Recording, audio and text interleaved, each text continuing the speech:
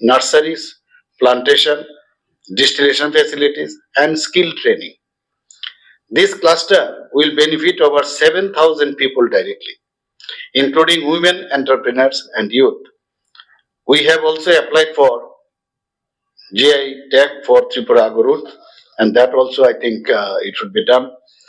A GI tag means why we say the geographical this tag means that when someone purchases Tripura Agurut, they know exactly what they are getting, a product of our soil, climate, and traditional expertise. It protects our identity, gives our craftsmen the recognition they deserve, and distinguishes Tripura's agurwood in global markets. So the GI tag is very important for us. We are working with central departments to create a single window online platform for exporters